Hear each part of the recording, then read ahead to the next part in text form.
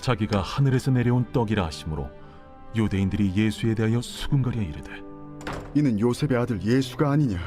그 부모를 우리가 아는데 자기가 지금 어찌하여 하늘에서 내려왔다 하느냐? 예수께서 대답하여 이르시되 너희는 서로 수군거리지 말라. 나를 보내신 아버지께서 이끌지 아니하시면 아무도 내게 올 수 없으니 오는 그를 내가 마지막 날에 다시 살리리라.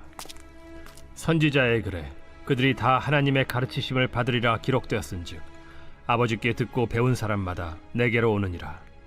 이는 아버지를 본 자가 있다는 것이 아니니라. 오직 하나님에게서 온 자만 아버지를 보았느니라. 진실로 진실로 너희에게 이르노니 믿는 자는 영생을 가졌나니 내가 곧 생명의 떡이니라. 너희 조상들은 광야에서 만나를 먹었어도 죽었거니와 이는 하늘에서 내려오는 떡이니 사람으로 하여금 먹고 죽지 아니하게 하는 것이니라. 나는 하늘에서 내려온 살아있는 떡이니 사람이 이 떡을 먹으면 영생하리라. 내가 줄 떡은 곧 세상의 생명을 위한 내 살이니라. 그러므로 유대인들이 서로 다투어 이르되 이 사람이 어찌 능히 자기 살을 우리에게 주어 먹게 하겠느냐?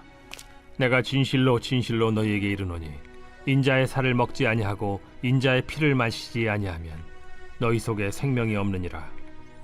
내 살을 먹고 내 피를 마시는 자는 영생을 가졌고 마지막 날에 내가 그를 다시 살리리니 내 살은 참된 양식이요 내 피는 참된 음료로다.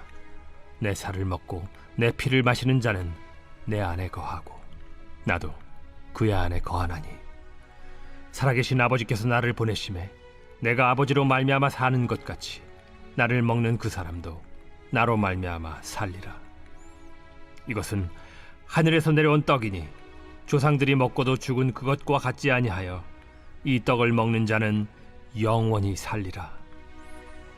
이 말씀은 예수께서 가버나움 회당에서 가르치실 때에 하셨느니라. 샬롬, 반갑습니다. 오늘은 영생을 얻게 하는 생명의 떡이란 제목으로 함께 하나님의 말씀 나누겠습니다.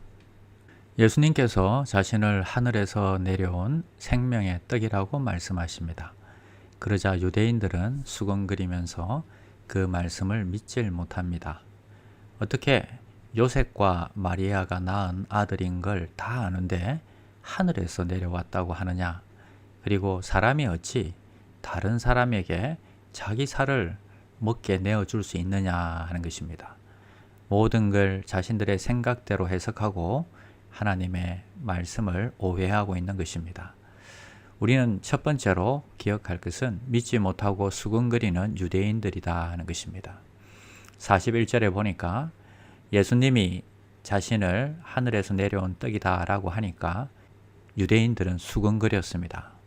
예수님을 믿지 못하고 받아들이지 못하고 수근거린 것입니다. 뭐라고 수근거렸나 하면 42절에 아니 예수는 요셉의 아들이 아니냐? 그런데 어찌하여 하늘에서 내려왔다고 하느냐? 그러면서 수근거린 것입니다.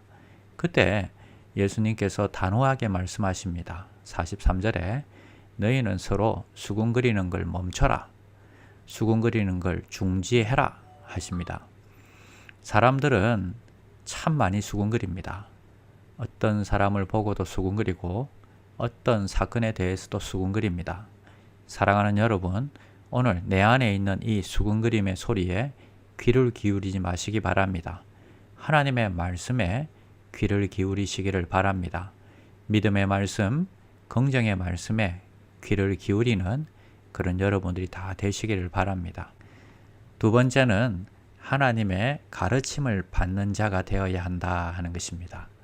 45절 말씀에 선지자들의 글에 하나님의 가르침을 받으리라.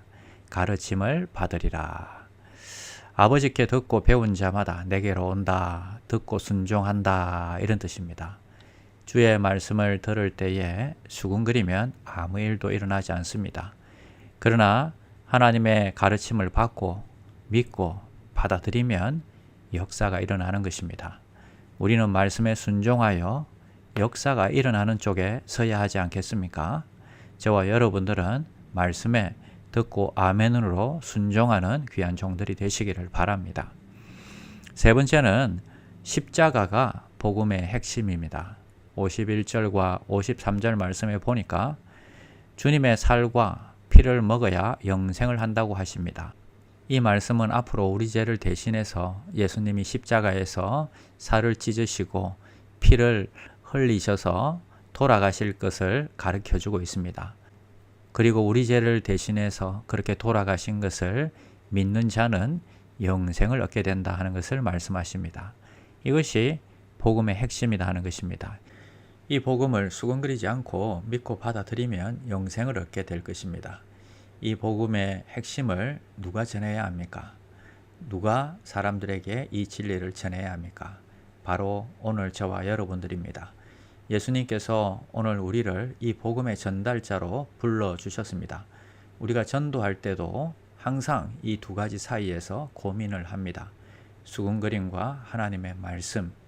내 형편이 이런데 무슨 전도? 좀 그래도 형편이 그럴싸해 가지고 나서 전도해야지. 사단은 우리에게 또 수근거립니다. 다음에 해. 그래도 사람들이 기분 나쁘게 하면 안 되잖아. 이렇게 수근거립니다. 그러나 하나님의 말씀은 무엇이라고 말씀하십니까? 오직 성령이 너희에게 임하시면 너희가 권능을 받고 내 증인이 되리라. 온 천하에 다니며 만민에게 복음을 전파하라. 때를 얻든지 못 얻든지 이 복음을 전파하라 말씀하셨습니다. 수근거리는 쪽과 복음을 믿고 전하는 쪽 가운데서 항상 복음을 수종드는 쪽에 서시는 귀한 종들이 되시기를 바랍니다. 기도하겠습니다. 십자가를 통한 구원은 당시 유대인 지도자들조차도 이해하지 못하는 어려운 말씀이었습니다. 하지만 우리에겐 깨닫게 하시고 믿어지게 하심을 감사합니다. 복음의 귀를 열고 평생 배우고 전하는 종들이 되게 하여 주시옵소서. 예수님의 이름으로 기도드립니다. 아멘. 1. 오심 기도. 하루 5번 마음을 다해 드리는 기도. 나는 죽었습니다.